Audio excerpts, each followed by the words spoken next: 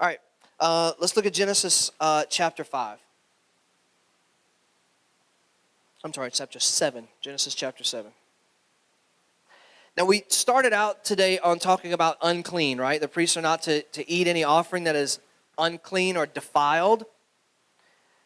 So let's kind of start to get into this whole thing about clean and unclean, because this is a huge area of misunderstanding for a lot of people. Unclean does not necessarily mean sinful, okay? And on the other side, we have this idea that unclean, this word ceremonially unclean, which is a hard word to say in the first place, but by labeling it as ceremonially unclean, it allows us to be able to say, well, that was ceremonial law, which is not applicable anymore, so it doesn't have anything to teach us. Do you get the train of thought there? You hear this train of thought all the time. Well, that was the ceremonial law. And since the ceremonial law can't be done because there's no temple, then there's nothing to teach us today. Au contraire. Because everything in the Word is for our instruction.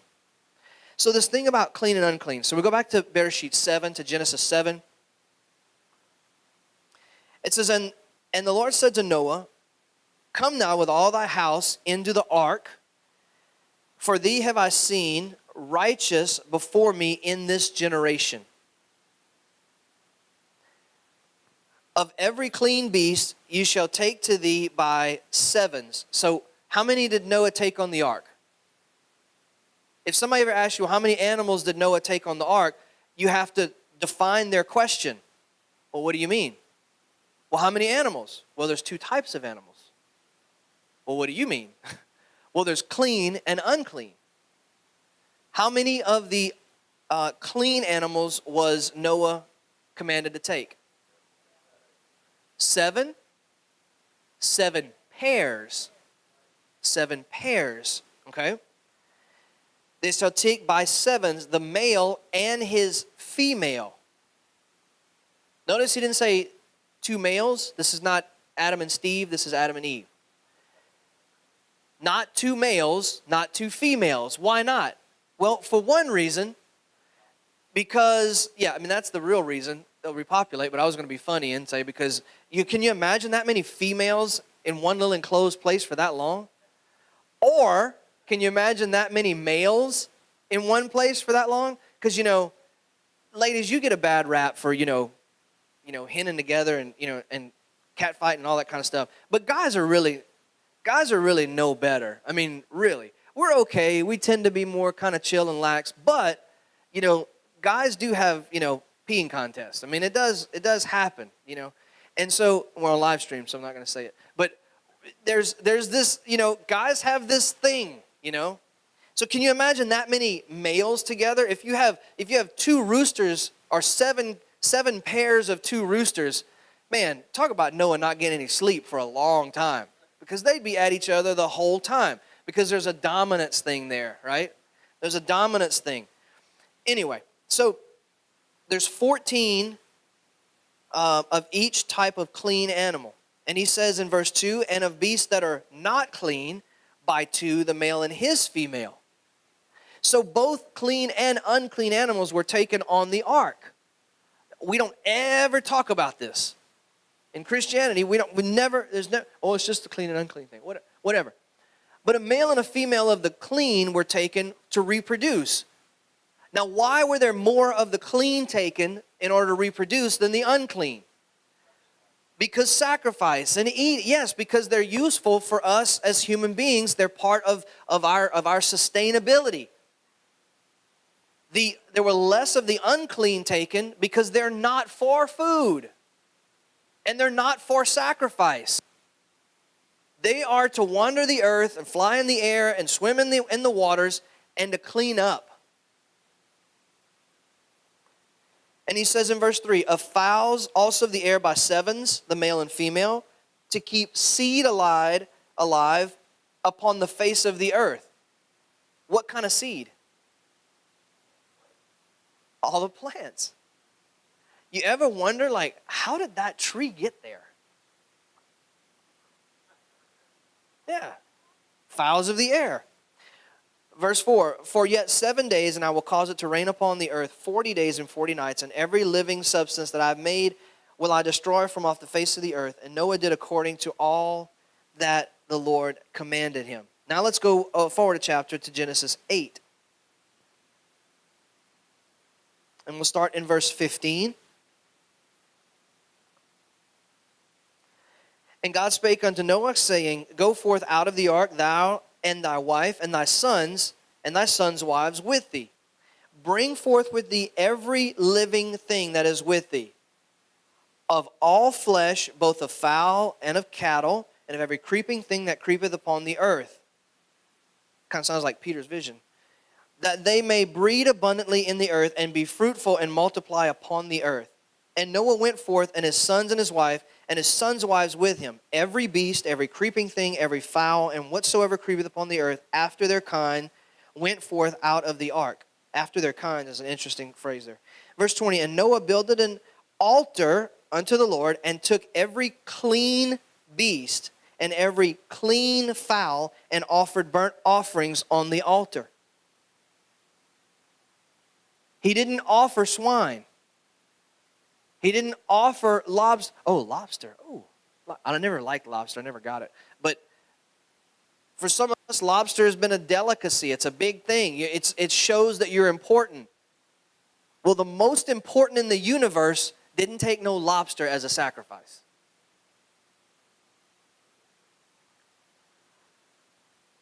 In verse 21, and the Lord smelled a sweet savor. And the Lord said in his heart, I will not again curse the ground any more for man's sake, for the imagination of man's heart is evil from his youth, the evil inclination. Never will I again smite any more every living thing as I have done.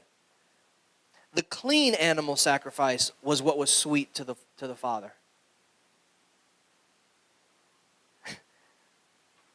We're talking about forbidden fat earlier.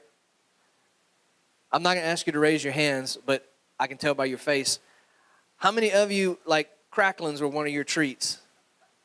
Oh, man. Ooh. There was a little place not far from where I grew up, man. What was that, Roy's? Not Roy's. That was a bar I used to play in. Ray's. I knew it was something like that. There you go. Man, the best cracklings ever. What is cracklings? It's fat. It's fat of an animal that doesn't even digest toxins. It's just all in there. Ugh. Crazy. So we have in the story of Noah, this thing of clean and unclean. So let's look at these words real quick to kind of get an idea of what they mean. Again, I'm going to use the Strong's because that's easiest, because you can go and reference this. So the word clean is tahor. And I should have it up there, yeah. To be bright, to be pure, physically sound, clear, unadulterated, uncontaminated, morally innocent, or holy. Or to make clean, or to be clean, cleanse, or purify. That's the base word. The root word is, that's the base word. We get the word tahor from there, which is H2891 in the Strong's. Pure, physically pure, chemically pure, ceremonially or morally pure, clean and fair. So physically pure, ceremonially pure, or morally pure in a moral sense. So don't get too caught up on this ceremonial thing, because we're all very cognizant of being ceremonially clean and unclean today. For example, if someone comes up to you, or you go to meet someone and you notice them do this, and then they reach out their hand, what does that make you feel like?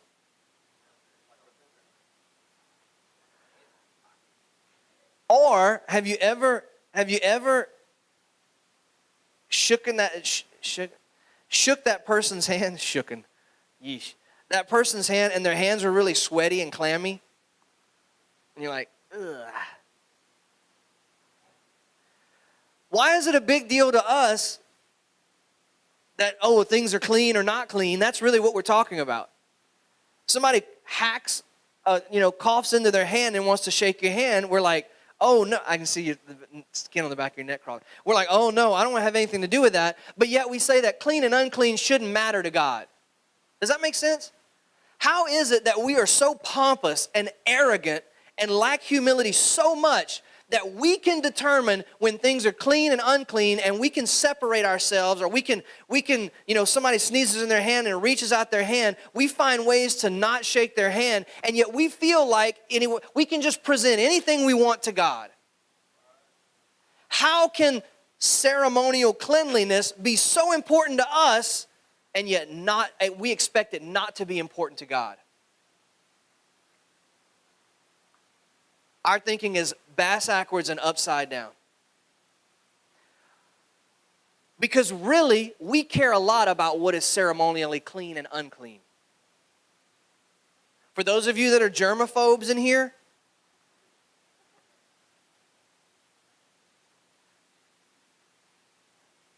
you think you're bad? You get that from the Father, by the way. It's an idea of clean and unclean. That's exactly what it is. And yet we just are so pompous and so arrogant that we think, well, I'm too good to be touched by someone's snotty hand. But I can stuff my face full of pork fat and say, Baruch Hashem, and expect for God to go, I'll take that. No! And again, it's not about the scrimps or the crawfish it's not about that in particular. It's about our attitude. You understand what I'm saying? Every time we say no, I'm not going to eat that blood boudin. Every time we say that, it should be reminding us that we are consecrating ourselves. We are purifying ourselves in order that we be presentable to the Father. And not only in a physical sense, but not only in a physical sense, it should also be reminding us that what is in us that is defiled. We're going to get to that in a second. So unclean is the Hebrew word tameh. Tameh, from another root word which we're going to look at, is foul, not fowl that fly in the air, foul like foul, in a religious sense. Defiled, infamous or infamous, polluted or unclean. When you're watching LSU and Bama today, and the referee blows his whistle and throws a flag for a penalty for a foul, what does that mean? It means Alabama mess. It means the refs are being paid. No, I'm not going to get into all that. It means that someone has broken a rule. Unfair play. You're not abiding by the rules. When you take something that was never intended to be food and eat it, the Holy Spirit should go, flag. You're breaking the rules. It's a foul.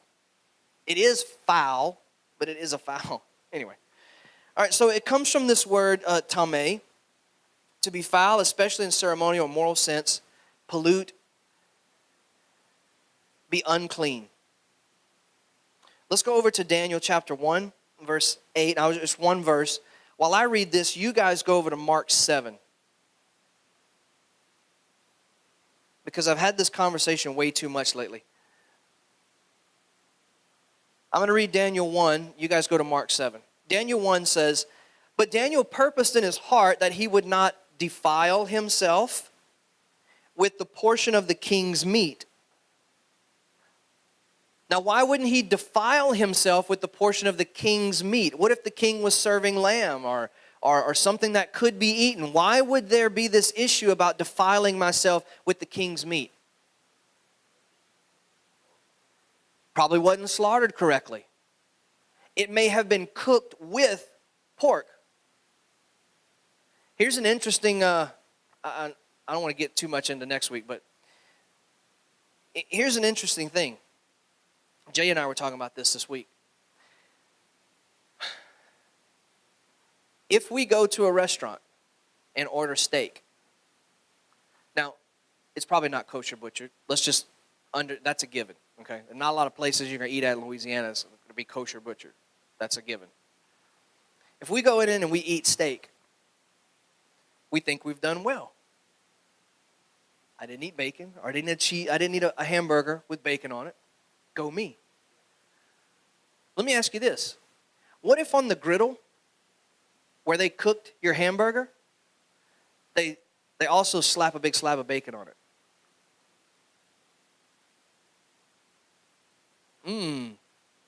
Tameh or tahor? Interesting.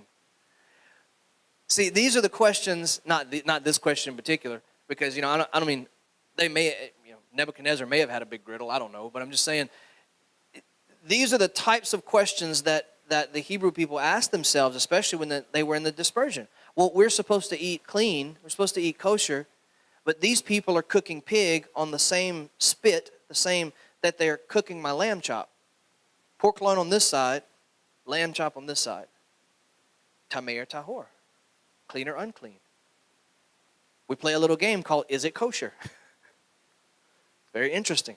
So Daniel purposed in his heart that he would not defile himself with the portion of the king's meat. Another way is that this meat could have been sacrificed to an idol and then fed to the Hebrew children. See, he didn't know, so he just prohibited himself. Again, many people that come through our fellowship, that come through teaching, whatever, they eat completely kosher. So when they don't eat with us, it's not an offense. They just don't know, so they just don't. It's better to be safe than sorry, okay? And it continues to say, nor the wine which he drank. Therefore he requested the prince of the eunuchs that he might not defile himself. The truth of the matter is that what we put in our mouths does have a lot to do with our our spiritual state. Has a lot to do with how conscious we are of what we're doing to offend or not offend the Father. Now let's go to Mark 7. Oh, I love me some Mark 7. All right. So, did Yeshua declare all foods clean? Well, Jesus might have, but Yeshua never did. Okay. All right. So Mark 7, I'm going to start in verse 17. I'm going to read from the scriptures on this one, so it's going to be different than what's on the screen. It says, and he, Yeshua, went from the crowd into a house. His taught ones, his Talmudim, his disciples, asked him concerning the parable. And he said to them, are you also without understanding? He said, Hoi vey. Do you not perceive that whatever enters a man from the outside is unable to defile him? But it does not enter his heart, but his stomach, and is eliminated, thus purging all the foods? And he said, what comes out of a man, that defiles a man. For from within, out of the heart of men, proceed evil reasonings, adulteries, whorings, murderers, thefts, greedy desires, wickedness, deceit, indecency, an evil eye, blasphemy, pride, foolishness. All these wicked matters come from within and defile a man. Now, some of your translations, either here in Mark or in Matthew, I believe, some of them, I think it's the NIV, and some will say in parentheses, and thus Yeshua declared all foods clean. That is nowhere in any original manuscripts, anywhere. It was added. What? It was added. It was added to fit a narrative that now we can eat whatever we want. what I want to offer to you today, there's several different angles to look at this. But this whole conversation starts with the leaders of the day coming to Yeshua and saying, why do your disciples transgress the tradition of the elders and they eat bread without washing their hands? But what I want to do is ask you to look at it in an even broader context. Okay? In an even broader context. I believe the point of all of this story we find in verse 21. I believe this is all about the heart. So is Yeshua contradicting what we just read in the Torah? What we just read about Noah and about Daniel and all? Is that what he's doing? Is that what he's saying? Here's another angle I just want to present. Could it be that possibly everyone had on their religious checklist, they had done a good job, they had on their nice robes and all that kind of stuff, and they had done well, they had taken care to wash their hands so that if their hands had been defiled by touching something that was unclean, they washed their hands so their hands would be clean, so then they would not defile the bread they were eating. That's the logic. Okay, you wash your hands in case you've touched anything unclean, so that after you wash, your hands are clean, so that the bread you eat will not become defiled by you touching it from what defiled you. That make sense? Okay. I don't think that this has anything to do with food at all. It doesn't have anything to do with defilement. It doesn't have anything to do with the physical. I don't even think Yeshua's addressing the hand washing issue at all. Because as Yeshua always does when challenged, he always goes to a whole nother level. Like, oh, you're going to come at me with this dumb thing? Well, then we're really going to get to the point, because I don't have a lot of time here. And I'm not wasting time over this dumb stuff. So they attack him about this hand washing and this unclean thing. He's not saying that no foods can defile you. He's making a point. He's using hyperbole to say the same thing that Shaul said. If you're not clean inside, don't even worry about what you eat. If your heart is not clean and your heart is not right, he says in verse 21, for within, out of the heart of men proceed evil reasonings. Why did he list off these things? Adulteries, whorings, murderers. I like to think of it like he's sitting around with all these rabbinical leaders and sages. And while he's reading off these things, he's looking at them in the eye. You know, out of the heart proceeds murder and evil inclination. And he's looking at every one of them that are guilty of those things. And you know, like,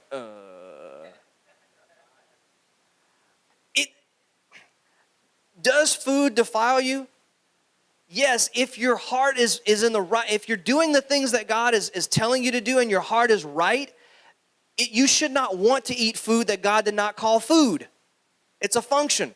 However, if your heart is all full of evil reasonings and adulteries and whorings and murders, remember Yeshua said, it is written, thou shalt not murder, or you've heard it said, thou shalt not murder, but I tell you, is he changing the murder laws?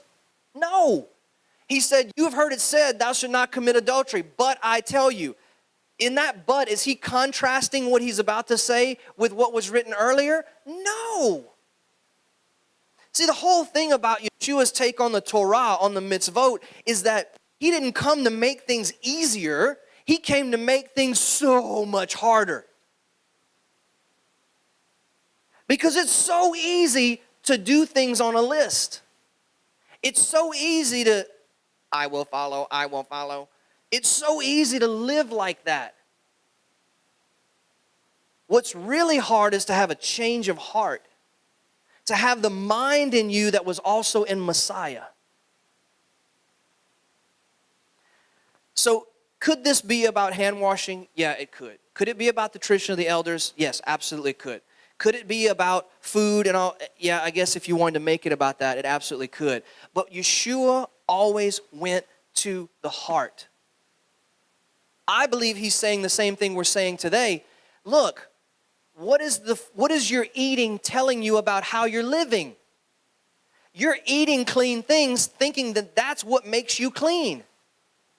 And yet you're spewing all of this, ugh, and your hearts are dirty. What did he say about whitewashed tombs?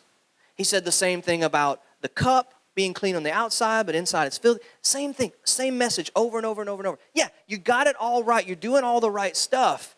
But what you're doing is in contrast to where your heart is. And what he's saying is that doing the Torah doesn't create a clean heart in you if your heart is not bent towards being pure. Now, how do you say that? Well, do I believe that doing the Torah purifies us? Yes. Do I believe it sets us apart? Yeah. Oh, we want to be set apart. You want to be set apart? Start wearing these around town. You want to be set apart? Tell them you don't want any bacon at a restaurant. You want to be set apart? Start doing some of the physical mitzvot. It'll set you apart so fast it'll make your head spin. You want to be set apart? Tell your family that you don't celebrate Christmas. You'll be set apart. So does it purify us? Does it sanctify us? Does it set us apart as His? Yes. But it's not just the physical doing. Deuteronomy 8:2. Let me turn there as a matter of fact. Turn to Deuteronomy 8:2. This is not in my notes, but we're...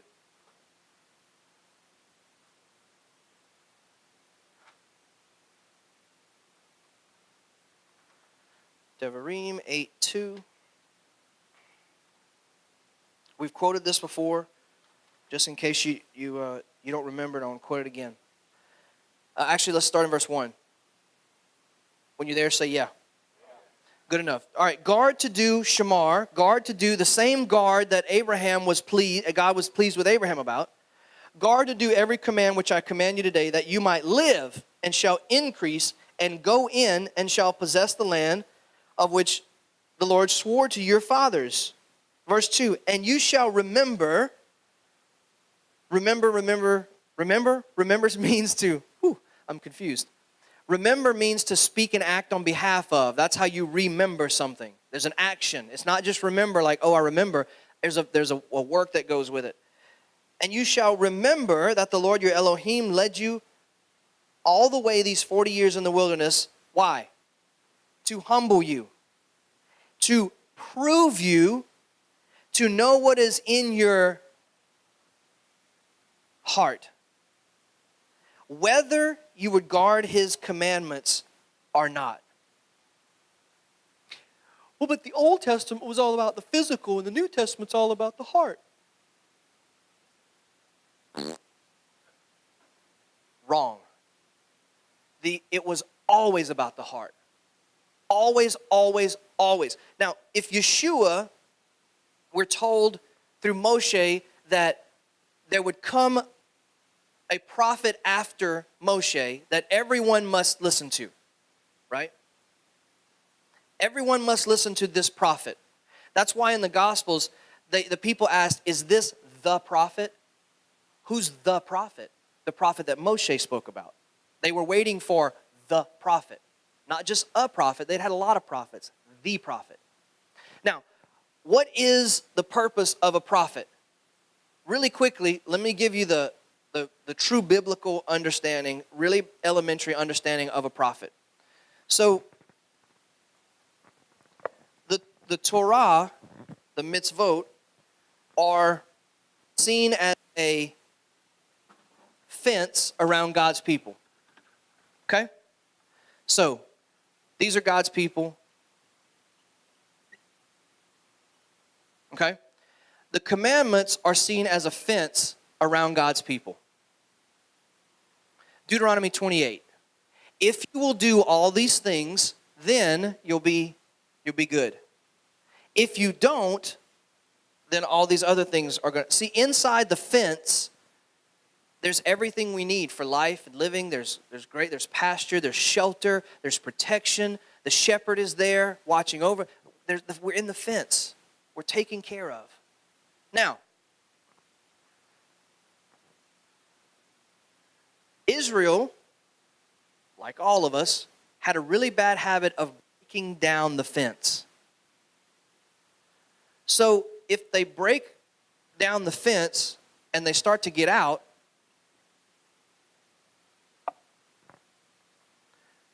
they break the fence by breaking the commandments, by being rebellious and disobedient to the mitzvah.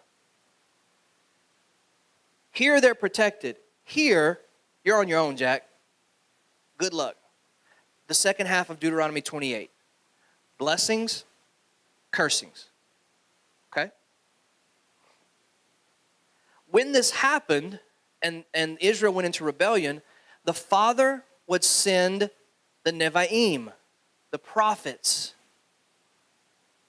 The prophet would come. The prophet would come and he would stand in the gap. You ever heard that term? We like that term a lot for prayer, standing in the gap.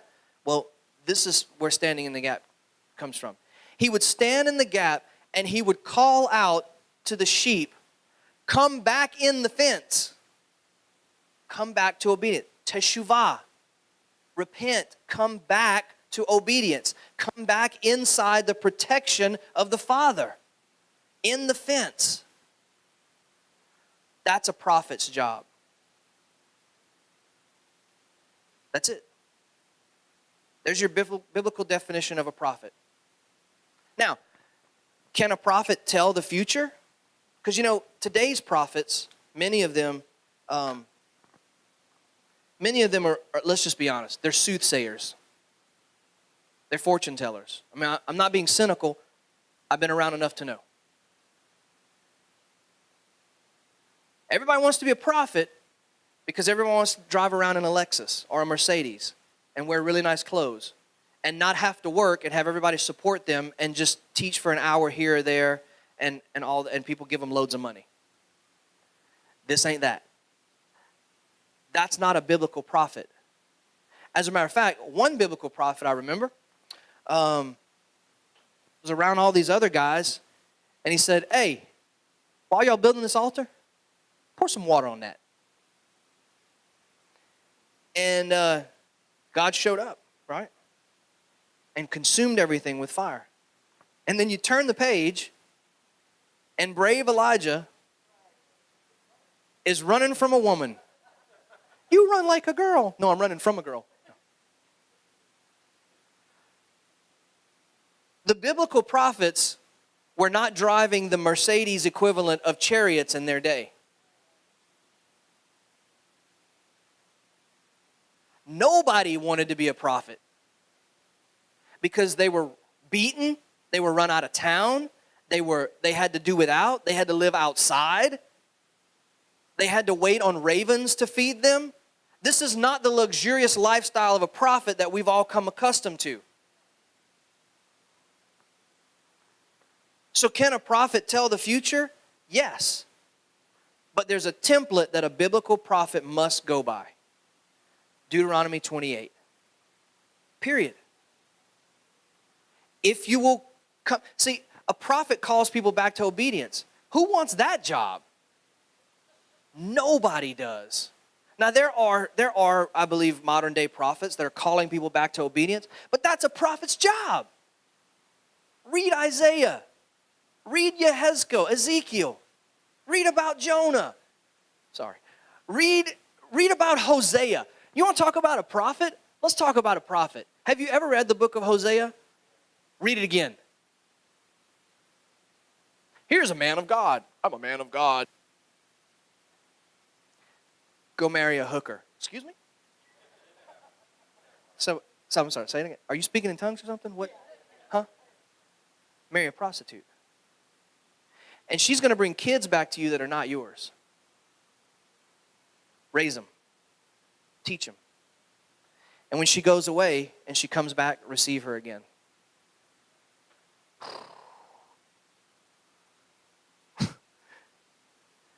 How many of those kind of prophets have come to speak at your church before? Nah. Not, oh, Sorry, because we're so dignified. We have perverted the offices of God's people that we find in Scripture. A prophet's job is to stand here and go, hey, you dumb sheep, you're being thrashed, your life is being threatened because you need to come back into obedience. That's not a fun job. Why did Noah not want to go to Nineveh? Because he knew how hard it would be to tell those people, nobody wants that job. So if Yeshua's the prophet, what is his job? It's to call the nation of Israel back to obedience. Well, yeah, but they were obedient doing all the things, but that wasn't good enough. Isaiah had a very similar message. As a matter of fact, the Father spoke through Isaiah and he said, who told you to sacrifice? Who told you to do, these are not my Sabbaths. Was Isaiah saying that the Sabbaths and sacrifices were no good? No, he's making a bigger point. Don't sacrifice that animal if you're not willing to put your own heart on the altar. Your sacrifice is no good if it does not come with a change. Your teshuvah is nothing if you're just doing it. You have to own it. You have to be transformed, renewed. In my opinion, that's what Mark 7 is all about. Let's look at one more passage, or actually two more passages, but was it only two? Yeah. All right. All right, y'all ready? Here we go. All right, Acts chapter 10. We're going to get back to the mitzvot next week, but I have to lay this foundation because it's important. All right, Acts chapter 10. We're actually going to read the whole chapter. Is that okay? Because, context. All right. Now, there was a certain man in Caesarea called Cornelius, a captain of what is called the Italian regiment, dedicated and fearing Elohim with all his household. Does that sound like familiar language? God was pleased with Abraham because he taught his household how to guard the things of... Okay, just want to make sure you're tracking. Doing many good deeds to the people and praying to Elohim always. So this guy was a Gentile, but he had the fruit of someone who loved Elohim. Verse 3, he clearly saw in a vision about the 9th hour of the day a messenger of Elohim coming to him and saying to him, Cornelius. And looking intently at him and becoming afraid, he said, what is it, master? And he said unto him, your prayers and your good deeds have come up for remembrance before Elohim. And now send men to Jaffa and send for Shimon, who is called Kepha. He is staying with Shimon, a leather tanner, whose house is by the sea. And when the messenger who spoke to him went away, Cornelius called 2 of his household servants and a dedicated soldier from among those who waited on him continually. This is his household, who he is teaching to fear the ways of the Father, just like Abraham. And having explained to them all, he sent to Jaffa. And on the next day, as they were on their way and approaching the city, Kepha went up on the housetop to pray about the 6th hour. And he became hungry and wished to eat. But while they were preparing, he fell into a trance. And he saw the heaven open up, and a certain vessel like a great sheet bound at the 4 corners descending to him and let down to the earth, in which were all kinds of 4-footed beasts of the earth, and wild beasts, and creeping creatures, and the birds of the heaven. Sound like familiar language, doesn't it? And a voice came to him, rise up, Kepha, slay and eat. But Kepha said, not at all, master, because I have never eaten whatever is common or unclean. And a voice came to him again the second time, what Elohim has cleansed, you do not consider common. And he took place, and this took place 3 times, and the vessel was taken back to heaven. And while Kepha was doubting within himself about what the vision might mean, look, the men who had been sent from Cornelius, having asked for the house of Shimon, stood at the gate. And calling out, they inquired whether Shimon, also known as Kepha, was staying there.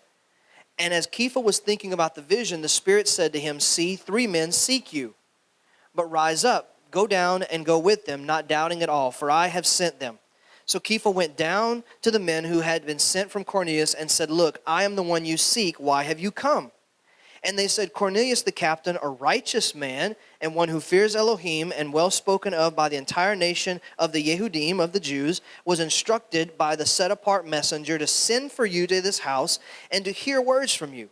So inviting them in, he housed them. And on the next day, Kepha went away with them, and some brothers from Jaffa went with him. And the following day, they entered into Caesarea, and Cornelius was waiting for them, having called together his relatives and close friends. And it came to be that when Kepha entered, Cornelius met him and fell down at his feet and bowed before him. But Kepha raised him up, saying, "Stand up, I myself am also a man." And talking with him, he went in and found many who had come together. And he said to them, "You know that a Yehudi man is not allowed to associate with or go into another race. But Elohim has shown me that I should not call any man common or unclean. This is why I say without hesitation, when I was sent for, so ask, why have you sent?" Okay. Everybody, you start talking about food, and if they don't know about the added mess up in Mark 7, where it adds, "and by declaring all," that which is not even in there. If they don't know about that one, the first thing people are going to take you to is to Acts 10. But Peter had a vision. Peter did have a vision. Absolutely he did. Let's look at a couple of interesting things in Peter's vision. And so, first off, we see there's a Gentile, Cornelius, a goy. Okay, he's not a Jew, but he loves God, obviously. He's doing everything that he can do to honor Elohim. And so we have Kepha, and this is the verse that gives it all away. Verse 10, "And he became hungry," or hungry. You know, there's hungry, and then there's hangry.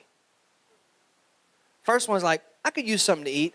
The second is like, I need something to eat. The third is like, if I don't get something to eat, I'm going to hurt somebody. Okay? Hungry, hangry. Got it? All right. So he was hungry. Now, how many of you know that God is smarter than we are? If you are hungry and God wants to get your attention, what is he going to use to do that? Wouldn't it make sense that he would use food? You're already hungry. Why not use food? Okay. So Kepha saw this sheet and all these animals and all these creatures, and a voice said, "Rise up, slay and eat." But Kepha said, what did he say? "No, for heaven forbid, not at all, master, because I have never eaten what is common or unclean." Well, you see, Peter was still bound up in his religiosity, and he hadn't gotten the full revelation. Hang on a second. If you're going to preach that Peter was still bound in his Jewish understanding and hadn't gotten the full revelation of freedom in Messiah, is that really what you're preaching? Are you serious? So the guy that we tout as the father of the church and the one who got the keys to the kingdom, that guy was still so bound up in Jewish bondage, quote unquote. Is that really? See, we don't even make sense. Obviously, if Yeshua made all foods clean, Peter, his right-hand man, didn't get the memo that, by the way, you can eat whatever you want. Does everybody understand so far? He says, "I've never eaten what is common or unclean." Wait, you mean like him and Yeshua didn't go down to the local like thing and be like, let me grab a sandwich on some Black Forest ham, and they didn't do that? No, never. Never. Even after Yeshua's death, burial, and resurrection, he still abstained from unclean food.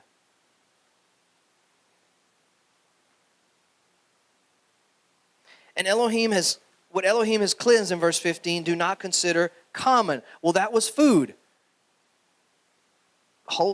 Press the brakes there, guy. Just hang on. And this took place 3 times. How many times? How many messengers? How many times did it take place? How many messengers? How many times did it take place? 3. How many messengers? Okay. And while Kepha was doubting within himself about what the vision might mean, he's struggling in himself. What does this mean?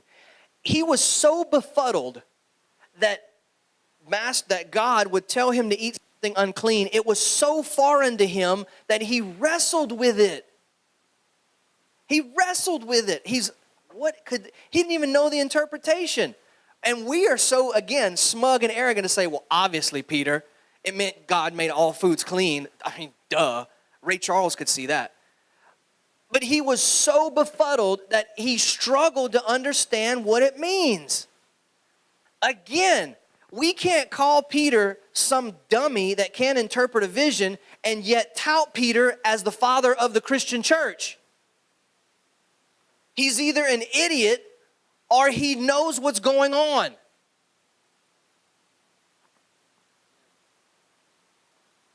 He wrestled with this thing, trying to figure out what the dream might mean. And the men who had been sent, how many men? Had been sent from Cornelius, stood at the gate, and calling out, they inquired whether Shimon was staying there. And Kepha, thinking about the vision, he's still struggling with it. My goodness. The Spirit said to him, see, how many men? 3 have come to seek you. And then, of course, we go over into the end of this particular passage.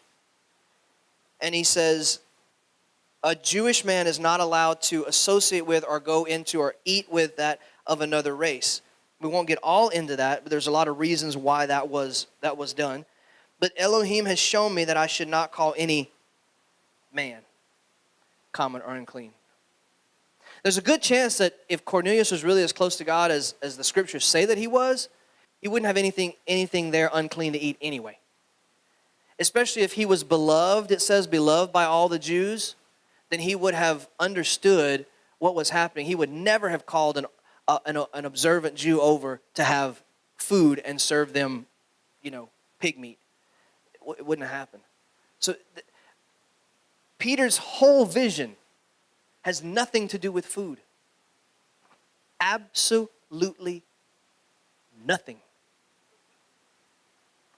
Food was the vehicle that God used to talk to Peter because Peter was hungry. That's it, ladies and gentlemen. It's really that simple. So next week we're going to get into Leviticus 11, which is the dietary laws. Before we do that, though, I wanted to set this kind of intro because I know that many of you, or some of you, maybe even just a few of you, still kind of struggle with this whole, well, did Yeshua, and what about Peter, and but I love cracklings. I don't know. So just kind of the major takeaways from today, okay? There is such a thing as clean and unclean food. Let's play a real quick round of is it kosher? Is it kosher to have a pig for a pet? Is it? Yes, it is. For a pet. Let me ask you this. Is it kosher to eat your cat? Okay. A pet is a pet. All right? What you have to understand is that God is all about function. The kingdom of God is all about functioning correctly. Things being in their function. When the Father says be perfect, He doesn't mean be sinless. He means be functional. Be mature enough to be functional in the kingdom. Be efficient. Be productive. You can only do that if you know what your function is. Pigs, shrimp, crawfish, lobster, oysters, clams, vultures, whatever, buzzards, they are not bad. Unclean does not always equal sinful. They are not bad. God hasn't cursed the pig. He hasn't cursed the vulture. He hasn't cursed the lobster or the crawfish or whatever. He hasn't cursed these things. They're not bad, but their function is not food. So in the New Testament, when they're talking about food, I've asked you this before. If I said, name your favorite dish, nobody in here would say, I like some grilled buzzard breast. Nobody would say that. Now we say other weird stuff like frog legs and stuff, and whatever I found on the road, it's still warm. But there's certain things that don't come to mind when you think of food. If I say your favorite sandwich, we don't think of like sliced possum liver. Like you don't think of well, some of you might, depending on which part of the country you're from. But most of the time we don't think about those things. Why? Because we don't consider that stuff food. Well, buzzard's not a food. So why is it okay for us to have these understandings about what food is and isn't, but it's not okay for the people in the scriptures to have these understandings? They did have these understandings. And by the way, I don't know that I really want to eat anything that Yeshua sent demons into. Just saying.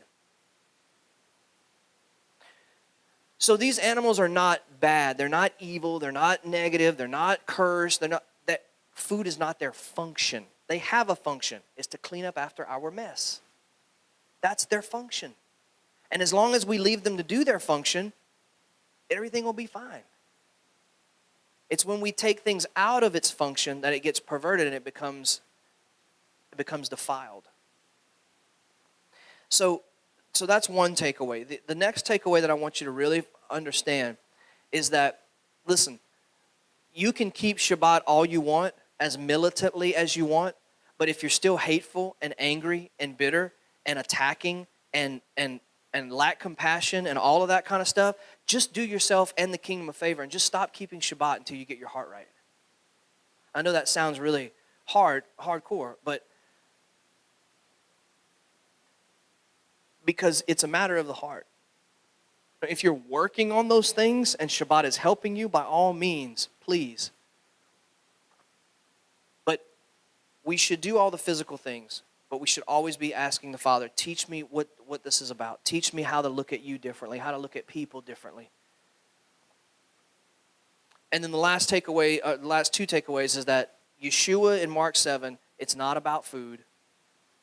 Food was the vehicle used to talk about the heart. That's what Yeshua's point always was about the heart. And the last, again, in Peter's vision, it was not about the food. It was about the Gentiles. It was about men whom the Father had cleansed. You notice he didn't say, hey, Peter, you don't call them unclean. He said, what I have cleansed, don't call unclean. The people who I have cleansed. He didn't say, oh, they're unclean, but I said it's okay. He didn't say that. He said, I have cleansed them. I didn't leave them unclean, so it's okay for you to go deal with them. That's not what the Father said. He said, don't think anybody that I have cleansed. So there is such thing as clean and unclean, and it's very important.